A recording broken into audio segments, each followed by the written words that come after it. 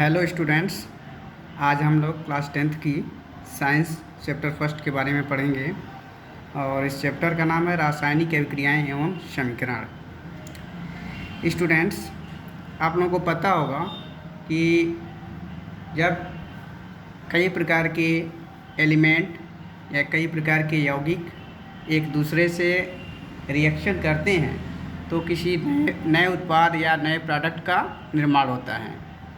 तो जब दो या दो से अधिक पदार्थ, तत्व या यौगिक एक दूसरे से अभिक्रिया करके किसी नए उत्पाद का निर्माण करते हैं तो इसे रासायनिक अभिक्रिया कहते हैं। और इस तरह से यदि हम इसी रासायनिक अभिक्रिया को यदि सिंबल के माध्यम से, संकेतों के माध्यम से लिख करके इंडिकेट करें तो जो हमारे पास एक समीकरण प्राप्त होगा उसे रासायनिक समीकरण कहेंगे। एग्जाम्पल के लिए यहाँ पर देखिए,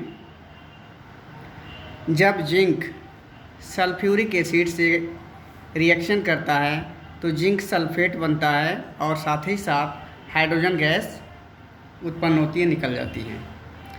बच्चों यहाँ देखिए, जिंक सिंबल है इसका Zn plus H2SO4 sulphuric acid, दोनों एक दूसरे से रिएक्शन कर रहे हैं, अभिक्रिया कर रहे हैं। इसलिए इन दोनों पदार्थों को हम क्या कहेंगे?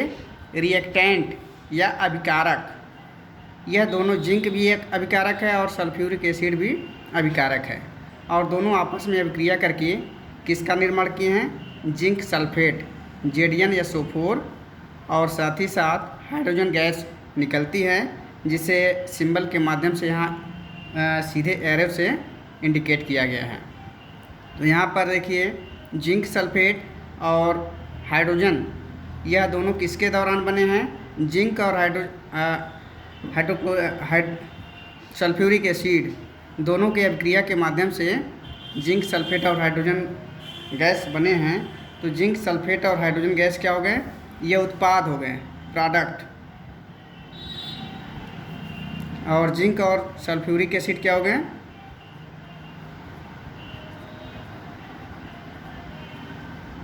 अभिकारक। इसी तरह से जब कार्बन ऑक्सीजन से रिएक्शन करता है तो कार्बन डाइऑक्साइड गैस निर्मित होती है। यहाँ पर देखिए, कार्बन का सिंबल है C और ऑक्सीजन का सिंबल है O। यहाँ पर C+O2, कार्बन और ऑक्सीजन यह दोनों एक दूसरे से रिएक्शन कर रहे हैं तो कार्बन और ऑक्सीजन क्या कहे जाएंगे? अभिकारक। और देखिए, दोनों के रिएक्शन के दौरान कार्बन डाइऑक्साइड गैस निर्मित हुआ। यहाँ पर कार्बन डाइऑक्साइड क्या हो गया? उत्पाद, प्रोडक्ट। इसी तरह और भी एग्जाम्पल देखते हैं।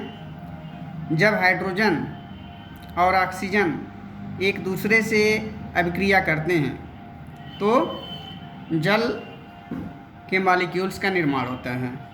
यहाँ पर जल के मॉलिक्यूल्स बनने में दो अभिकारकों की आवश्यकता पड़ रही है। पहला हाइड्रोजन और ऑक्सीजन। हाइड्रोजन और ऑक्सीजन दोनों एक दूसरे से रिएक्शन कर रहे हैं, अभिक्रिया कर रहे हैं। इसलिए हाइड्रोजन और ऑक्सीजन को हम क्या कहेंगे? अभिकारक। और दोनों की अभिक्रिया से किस चीज़ का निर्माण हुआ है?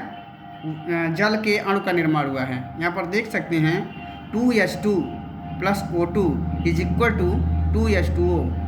हाइड्रोजन के और ऑक्सीजन के आपसी संयोग से जल के अणु का निर्माण हुआ है। और जल के कितने अणु का निर्माण हुआ है? जल के 2 अणु का निर्माण हुआ है। 2 मॉलिक्यूल्स जल के बने हैं। नीचे देखिए, जब हाइड्रोजन क्लोरीन से अभिक्रिया करता है तो हाइड्रोक्लोरिक एसिड का निर्माण होता है। यहाँ पर रिएक्शन के माध्यम से इसको इंडिकेट किया गया है, H2 + Cl2 = 2HCl। हाइड्रोजन और क्लोरीन दोनों रिएक्टेंट हैं, अभिकारक हैं। और 2HCl ये क्या हो गया? हाइड्रोक्लोरिक एसिड, और ये उत्पाद हो गया। नीचे देखिए, जब सल्फर ऑक्सीजन से क्रिया करता है तो सल्फर डाइऑक्साइड गैस का निर्माण होता है। यहाँ पर सल्फर और ऑक्सीजन अभिकारक हो गए और सल्फर डाइऑक्साइड रिएक्टेंट हो गए, उत्पाद हो गए। तो इस तरह से यहाँ देख सकते हैं आप अभिकारक, सल्फर क्या हो गया, रिएक्टेंट। इसको आर से हम रिप्रेजेंट किए हैं। आर का मतलब क्या हो गया, रिएक्टेंट यानी अभिकारक। तो सल्फर यहाँ अभिकारक हो गया आर, और ऑक्सीजन क्या हो गया, यह भी आर, यह भी अभिकारक हो गया, यह भी रिएक्टेंट हो गया। यहाँ पर सल्फर और ऑक्सीजन दोनों रिएक्टेंट हो गए, और दोनों के रिएक्शन से किसका निर्माण हुआ, सल्फर डाइऑक्साइड। यहाँ सल्फर डाइऑक्साइड क्या हो गया, प्रोडक्ट हो गया, उत्पाद। तो इसलिए हम उत्पाद को प्रेजेंट किए हैं, रिप्रेजेंट कर रहे हैं किससे, टी से। तो यह एक कंडीशन तो यह भी हो गया, जब दो अभिकारक एक दूसरे से अभिक्रिया करते हैं तो दोनों अभिकारक के रिएक्शन करने से केवल एक ही प्रोडक्ट, एक ही उत्पाद का निर्माण होता है। फॉर एग्जांपल के लिए यहाँ देख सकते हैं सल्फर और ऑक्सीजन दोनों रिएक्शन कर रहे हैं, और सल्फर डाइऑक्साइड केवल एक ही उत्पाद का निर्माण कर रहे हैं। दूसरा कंडीशन भी होता है, जब दो अभिकारक एक दूसरे से रिएक्शन करते हैं और रिएक्शन करने के दौरान उत्पाद भी एक से अधिक बनते हैं। यहाँ पर देखिए P1 P2 से इंडिकेट किए हैं। P1 का मतलब प्रोडक्ट 1 एंड P2 का मतलब हो गया प्रोडक्ट 2। यहाँ पर रिएक्टेंट अभिकारक कितने हो गए, दो अभिकारक, और उत्पाद कितने हो गए, दो उत्पाद। तो दो अभिकारक और दो उत्पाद, इसका एग्जांपल देख लीजिए। यहाँ ऊपर हमने बताया था जैसा कि जिंक और सल्फ्यूरिक एसिड। जिंक भी एक अभिकारक हो गया, सल्फ्यूरिक एसिड भी एक अभिकारक है, और दोनों मिलकर के किसका यह जिंक सल्फेट से जुड़ जाता है, तो यहाँ बन गया जिंक सल्फेट, और यहाँ हाइड्रोजन अलग हो जाता है। जिंक हाइड्रोजन मॉलिक्यूल्स को हटा करके उसका स्थान खुद ही ग्रहण कर लेता है, इसलिए यहाँ पर हाइड्रोजन अलग हो जाता है। तो यहाँ पर देखिए अभिकारक कितने यूज हुए, जिंक और सल्फ्यूरिक एसिड दो अभिकारक हो गए, और उत्पाद कितने हो गए, जिंक सल्फेट और हाइड्रोजन, यहाँ दो उत्पाद भी हो गए। तो यहाँ देख सकते हैं आप R + R = P1 + P2। इसका मतलब क्या हो गया, यहाँ पर दो अभिकारक एक दूसरे से रिएक्शन करके दो उत्पाद का निर्माण किए हैं, तो यहाँ पर P1 + P2 क्या हो गए, दोनों उत्पाद हो गए। एक चीज़ और, left hand side = right hand side. यदि किसी केमिकल इक्वेशन में, किसी रासायनिक समीकरण में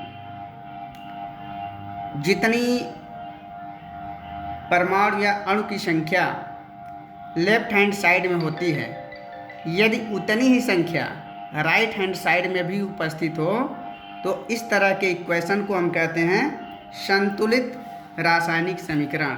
यहाँ देख सकते हैं आप, नीचे लिखे हैं left hand side = right hand side. यदि इस तरह का कोई केमिकल इक्वेशन है, तो इस केमिकल इक्वेशन को हम कहते हैं संतुलित रासायनिक समीकरण। इसी तरह से यहाँ देखिए, यदि लेफ्ट हैंड साइड में जितने मॉलिक्यूल्स, जितने परमाणु हैं, अणु हैं, यदि दोनों की संख्या इक्वल नहीं हो, राइट हैंड साइड के जितनी लेफ्ट हैंड साइड में है उतनी ही यदि राइट हैंड साइड में ना हो, अणुओं और परमाणुओं की संख्या यदि दोनों साइड में बराबर ना हो, तो इस तरह के रासायनिक समीकरण को असंतुलित रासायनिक समीकरण कहते हैं। और इस तरह के बनने वाले समीकरण को ढांचा समीकरण भी कहते हैं, स्केलेटन इक्वेशन। फॉर एग्जांपल, जब मैग्नीशियम ऑक्सीजन से क्रिया करता है तो मैग्नीशियम ऑक्साइड का निर्माण करता है। यहाँ पर मैग्नीशियम और ऑक्सीजन दोनों क्या हो गए, अभिकारक, और मैग्नीशियम ऑक्साइड क्या हो गया, उत्पाद। तो अभिकारक रिएक्शन किए और उत्पाद का निर्माण किए। इसी को यदि हम सिंबल के थ्रू लिखकर इंडिकेट करें, सूत्रों और प्रतीकों के माध्यम से यदि इनको हम लिखें, तो हमारे पास एक समीकरण प्राप्त होगा, जिस समीकरण को हम क्या कहेंगे, रासायनिक समीकरण। तो यहाँ हम देख सकते हैं मैग्नीशियम का सिंबल Mg और ऑक्सीजन का सिंबल O2, दोनों एक दूसरे से रिएक्शन कर रहे हैं, और रिएक्शन करके मैग्नीशियम ऑक्साइड का निर्माण किए।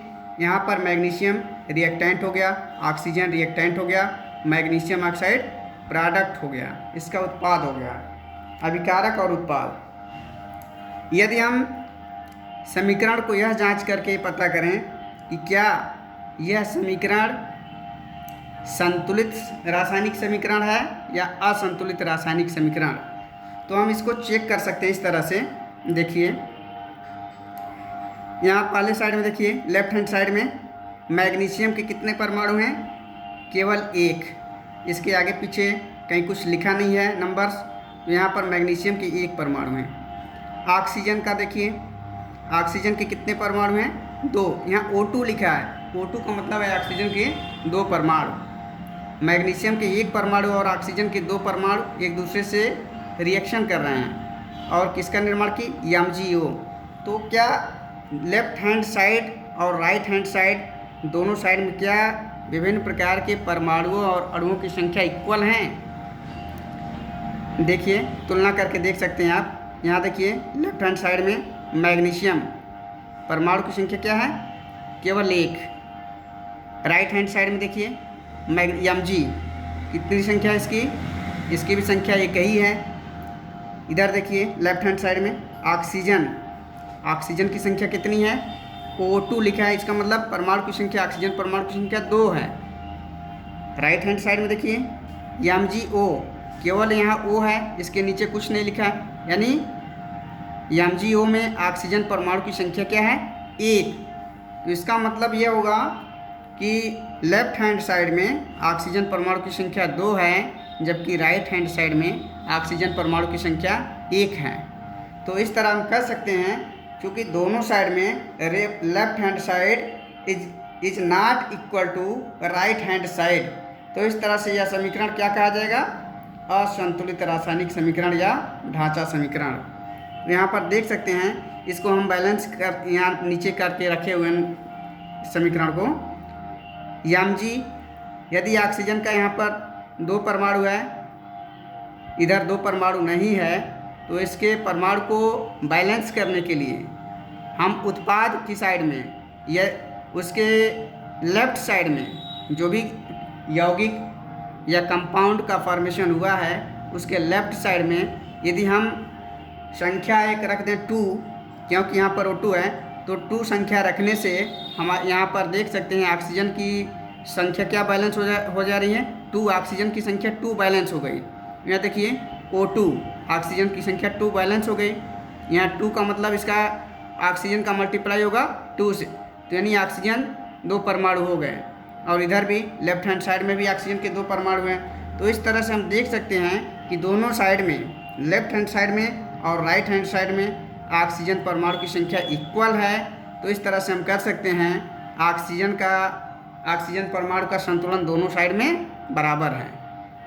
अब देखिए मैग्नीशियम, देखिए यहाँ पर 2MgO का मतलब हो गया मैग्नीशियम के 2 परमाणु हैं और ऑक्सीजन के भी 2 परमाणु हैं। और इस साइड में केवल Mg था ऊपर, लेकिन इस Mg के पहले लेफ्ट हैंड साइड में हमने 2 संख्या को ऐड कर लिया, तो इसका मतलब हो गया 2 का हमने मल्टीप्लाई कर लिया, इसमें गुणा कर दिया, तो यहाँ पर हो गया 2Mg। अब आप देख सकते हैं 2Mg plus O2 is equal to 2MgO। अब आप इसके बैलेंस को भी मिला सकते हैं। लेफ्ट हैंड साइड में पहले देखिए मैग्नीशियम के 2 मॉलिक्यूल्स,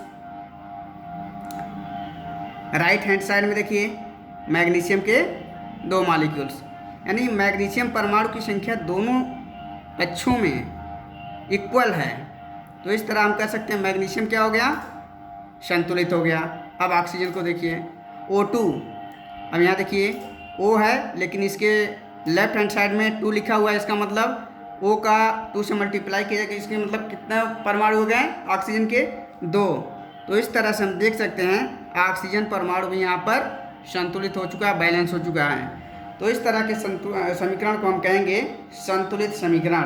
ऊपर का समीकरण असंतुलित था, लेकिन नीचे का समीकरण अब क्या हो गया है? संतुलित हो चुका है। तो नेक्स्ट टॉपिक में हम पढ़ेंगे, यहाँ देख सकते हैं अपने बुक में आप देख सकते हैं रासायनिक अभिक्रियाएं एवं समीकरण। यहाँ पर एक एक्टिविटी के थ्रू इसी अभिक्रिया को इंडिकेट किया गया है जो अभी मैंने बताया आपको। यहाँ देखिए मैग्नीशियम प्लस ऑक्सीजन दोनों आपस में क्रिया करके मैग्नीशियम ऑक्साइड बनाते हैं। तो इस चीज़ को आप फिगर के माध्यम से देख सकते हैं। यहाँ पर एक मैग्नीशियम रिबन लिया गया है और मैग्नीशियम रिबन को यहाँ पर चिमटे से पकड़ करके स्प्रिट लैंप या बर्नर के थ्रू इसको जलाया जा रहा है। और नीचे इसके एक वॉच ग्लास रखा हुआ है। जलने के बाद सफ़ेद कलर का पाउडर वॉच ग्लास में इकट्ठा हो जाता है, राख बन जाता है। और यह पाउडर क्या होता है? मैग्नीशियम का ऑक्साइड होता है। देखिए, जब मैग्नीशियम को हम जलाते हैं तो वायु में उपस्थित ऑक्सीजन से वह क्रिया करता है मैग्नीशियम, और तेज़ी से जलना स्टार्ट कर देता है, नीली लौ के साथ जलना स्टार्ट कर देता है। और शेष राख के रूप में वह बच जाता है, वॉच ग्लास में इकट्ठा हो जाता है। वह सफ़ेद राख क्या होता है? मैग्नीशियम का ऑक्साइड होता है।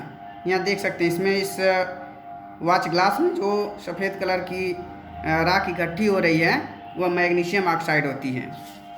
तो इसको हम समीकरण के माध्यम से यहाँ पर इंडिकेट किए हैं। Mg+O2 = Mgo ढांचा समीकरण, और नीचे इसी को बैलेंस कर दिया गया है। 2Mg+O2 = 2Mgo, ये संतुलित समीकरण। और नेक्स्ट टॉपिक है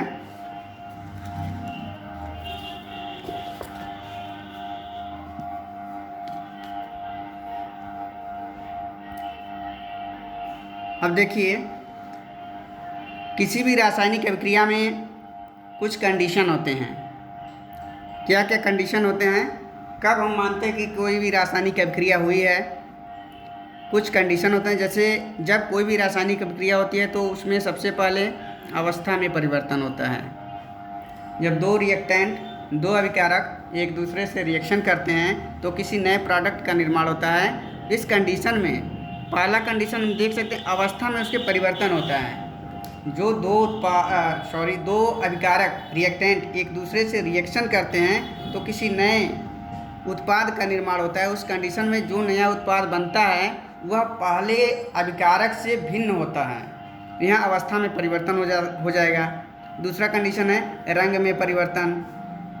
रासायनिक अभिक्रिया में हम देखते हैं जब दो अभिकारक आपस में रिएक्शन करते हैं तो हम लैब में भी देखते हैं, कभी कभी हम लोग एक्सपेरिमेंट्स जब करते हैं, दो केमिकल्स को एक दूसरे से मिलाते हैं, एक रिएक्शन कराते हैं, तो देखते हैं कलरफुल एक सब्सटेंस मिल जाता है हमें। दो यौगिक या दो एलिमेंट्स के आपसी संयोग के माध्यम से एक नए कलर के मटेरियल का निर्माण हो जाता है। इसका मतलब रंग में भी परिवर्तन हो जाता है। तीसरा कंडीशन है गैस का निकास या उत्सर्जन। हम देखते हैं किसी भी रासायनिक अभिक्रिया में कभी कभी कुछ गैसें भी उत्पन्न होती रहती हैं, तो यह गैस का उत्सर्जन, यह दो अभिकारकों की आपसी क्रियाकलाप के फलस्वरूप कभी कभी कुछ गैसेज भी बनती है और वही गैस उत्सर्जित होकर के बाहर आती हैं। नेक्स्ट कंडीशन है तापमान में परिवर्तन। कभी कभी जब दो अभिकारकों को जब आपस में अभिक्रिया कराते हैं तो हम देखते हैं जो नया उत्पाद हमारे सामने प्राप्त होता है उसके टेम्परेचर में, उसके तापमान में भी कभी कभी चेंजिंग होता है। कभी कभी तो हम देखते हैं कुछ उत्पाद बनने के बाद उसका टेम्परेचर लो हो जाता है, कभी कभी देखते हैं कुछ उत्पाद बनने के बाद उसका टेम्परेचर हाई हो जाता है। फॉर एग्जांपल देखिए, कैल्शियम ऑक्साइड क्या होता है? चूना होता है। और इसका जब हम इस कैल्शियम ऑक्साइड को पानी में घोलते हैं, यहाँ पर वाटर हो गया, H2O, कैल्शियम ऑक्साइड, चूना, यह दोनों क्या हो गए? चूना और पानी दोनों क्या हो गए? अभिकारक हो गए, रिएक्टेंट। और दोनों आपस में रिएक्शन करने के बाद किसको बनाए? Calcium hydroxide, calcium hydroxide. इसे हम कहते हैं बूझा चूना या चूने का पानी।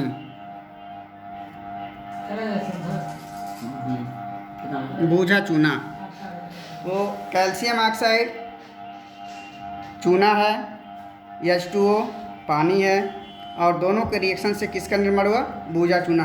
आप देखे होंगे कि जब आप कैल्शियम ऑक्साइड को, यानी चूना को, कली वाले चूने को जब आप पानी में घोलते हैं तो टच करके, जिस बर्तन में आप घोलते हैं उसको टच करके देखिए कितनी हीट होती है उसमें। कितना गर्म हो जाता है वह पात्र जिसमें चूने को हम भिगो कर रखते हैं।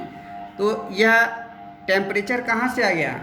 जब दो अभिकारक आप एक दूसरे से रिएक्शन करते हैं तो इन्हीं दोनों के रिएक्शन के फलस्वरूप उसमें से टेम्परेचर भी उत्पन्न होता है, और वही उसी टेम्परेचर के कारण जिस पात्र में रखते हैं वह पात्र गर्म हो जाता है। तो नेक्स्ट टॉपिक हमारा है रासायनिक समीकरण को हम किस तरह से इंडिकेट करेंगे और कैसे संतुलित करेंगे। इस नेक्स्ट टॉपिक में हम यही देखेंगे। यहाँ देखिए, यहाँ एक रासायनिक समीकरण को इंडिकेट किया हुआ है आपके बुक में। मैग्नीशियम प्लस ऑक्सीजन दोनों अभिकारक, और दोनों के अभिक्रिया से किसका निर्माण हुआ? Magnesium oxide. और यह मैग्नीशियम ऑक्साइड क्या है? उत्पाद। नेक्स्ट यहाँ देखिए, दो अभिकारकों के बीच में प्लस चिन्ह का यूज करते हैं। यहाँ देखिए, जितने भी ये रिएक्शन हो रहे हैं सभी रिएक्टेंट्स के बीच में, सभी अभिकारकों के बीच में, यहाँ देखिए एक क्रम से देख सकते हैं प्लस चिन्ह का यूज किया गया है। अर्थात जब दो पदार्थ, तत्व, यौगिक जो भी हैं एक दूसरे से रिएक्शन करते हैं तो रिएक्शन करने वाले पदार्थों को हम क्या कहते हैं? अभिक्रिया करने वाले पदार्थों को अभिकारक। और दो अभिकारकों के बीच में हम किस साइन का यूज करते हैं? किस चिन्ह का? प्लस चिन्ह का यूज करते हैं। और कभी कभी तो सिंगल उत्पाद बनता है, तो ऐसे कंडीशन में कोई चिन्ह का यूज नहीं करते हैं राइट हैंड साइड में। लेकिन जब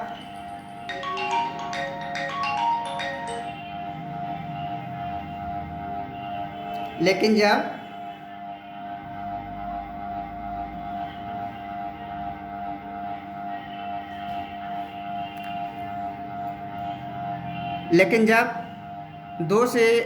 दो उत्पाद या दो से अधिक उत्पाद बनते हैं तो उस कंडीशन में उत्पाद के बीच में भी प्लस चिन्ह का यूज किया जाता है।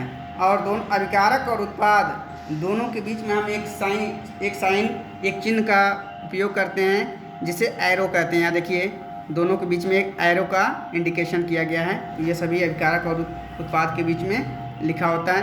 और एक चीज़ और, लेफ्ट हैंड साइड में जितने भी मॉलिक्यूल्स के परमाणु होते हैं उतने ही संतुलित रासायनिक समीकरण यदि है तो राइट हैंड साइड में भी उतनी ही संख्या होती है। दोनों पक्षों में विभिन्न प्रकार के मॉलिक्यूल्स की संख्या इक्वल होती है। यहाँ देखिए, Mg + O2 = MgO, वही समीकरण दिखाया हुआ है।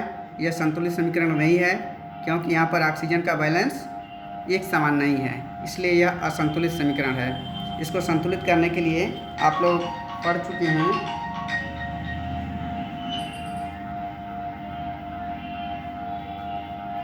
इसको आप लोग पढ़े हैं। इसको संतुलित करने के लिए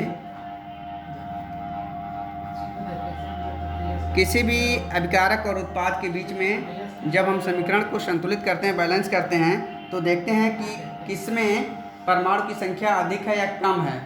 यदि यहाँ देख सकते हैं आप, मैग्नीशियम दोनों बराबर है लेकिन ऑक्सीजन का ही डिसबैलेंस है, तो O2 यहाँ लिखा है, तो इसको यानी ऑक्सीजन के दो परमाणु हैं। तो जो उत्पाद हमारे पास प्राप्त हुआ है, इस उत्पाद में जो इसके बाईं साइड में लेफ्ट साइड में यदि हम दो संख्या लिख दें, यहाँ पर हो जाएगा MgO। एक बार पुनः दिखा देना आपको।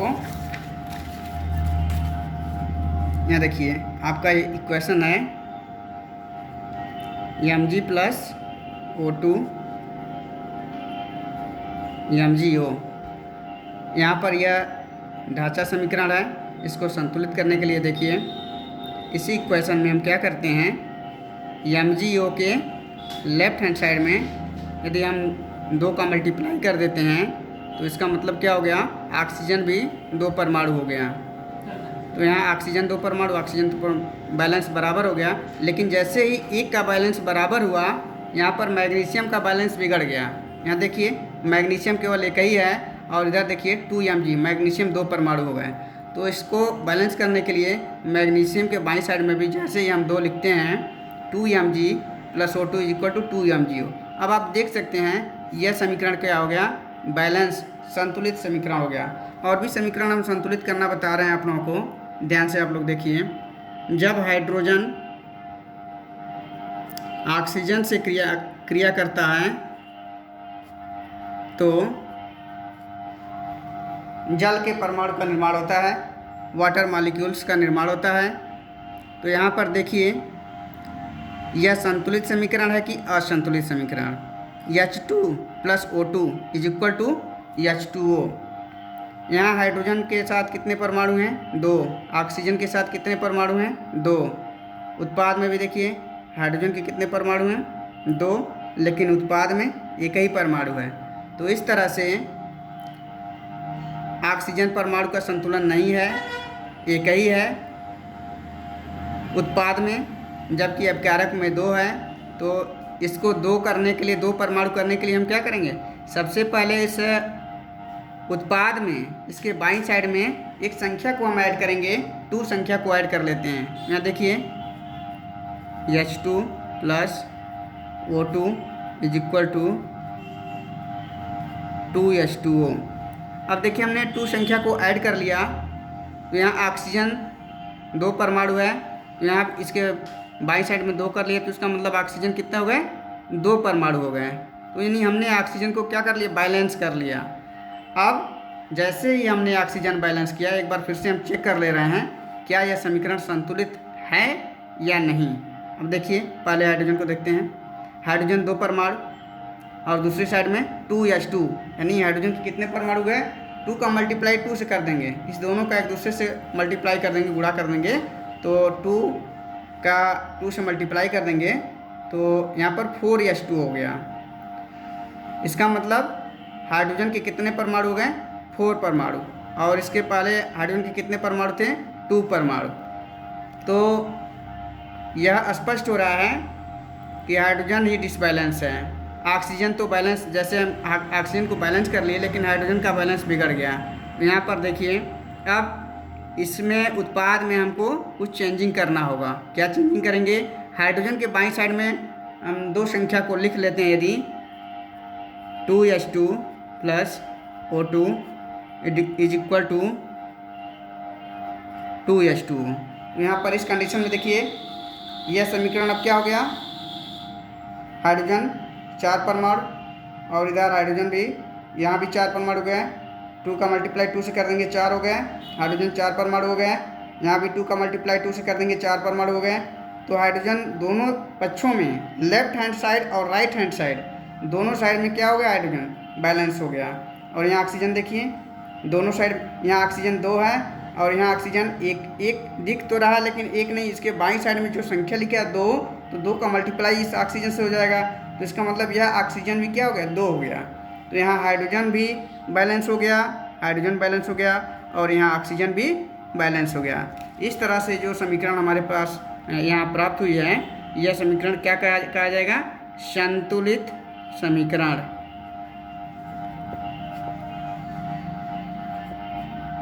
संतुलित समीकरण हो गया। ऊपर वाला समीकरण क्या था? ये वाला, यह ढांचा समीकरण है, यानी असंतुलित समीकरण या ढांचा समीकरण यहाँ पर हमने संतुलित कर लिया है। इसी तरह और भी देखिए, H2 + Cl2 = HCl। जब हाइड्रोजन क्लोरीन से अभिक्रिया करता है तो हाइड्रोजन क्लोराइड यौगिक का निर्माण होता है। इस कंडीशन में देखिए, हाइड्रोजन और क्लोरीन दोनों आपस में रिएक्शन कर रहे हैं, और रिएक्शन करने के दौरान हाइड्रोक्लोरिक एसिड का निर्माण हुआ। तो आप देख सकते हैं, इसको चेक करके देख सकते हैं कि यह समीकरण संतुलित है कि नहीं। देखिए, हाइड्रोजन लेफ्ट हैंड साइड में देखिए, सबसे पहले हाइड्रोजन 2 परमाणु है। राइट हैंड साइड में देखिए, सिंगल H दिख रहा है आपको, कहीं 2 नहीं लिखा हुआ है, न बाईं साइड में लिखा है, न तो उसके दाहिने साइड में कुछ नहीं है। तो इसका मतलब यहाँ पर लेफ्ट हैंड साइड में हाइड्रोजन के 2 परमाणु हैं, राइट हैंड साइड में हाइड्रोजन की 1 परमाणु है। इससे यह शो हो रहा है, यह सिद्ध हो रहा है कि यह समीकरण क्या है? ढांचा समीकरण है, असंतुलित समीकरण। ढांचा समीकरण या असंतुलित। अब देखिए इसको और भी चेक कर रहे हैं। Cl2 क्लोरीन के भी 2 परमाणु हैं, यहाँ Cl, क्लोरीन भी डिसबैलेंस है, हाइड्रोजन के साथ साथ क्लोरीन भी, तो बैलेंस कैसे करेंगे? अब उत्पाद में ही हम संख्या 2 को ऐड करते हैं इसके बाईं साइड में, यहाँ पर हमारा इक्वेशन हो जाएगा H2 plus Cl2 is equal to 2HCl। जैसे ही हमने 2 को ऐड किया इसके बाईं साइड में, लेफ्ट हैंड साइड में, यहाँ हाइड्रोजन की संख्या क्या हो गई? 2। अब यहाँ देखिए हाइड्रोजन की संख्या क्या हो गई? 2।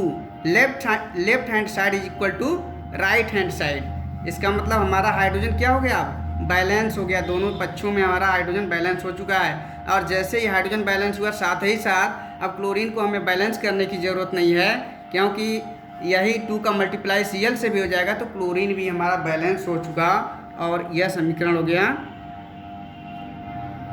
संतुलित समीकरण। तो इस तरह से हम समीकरण को संतुलित कर सकते हैं। Next topic,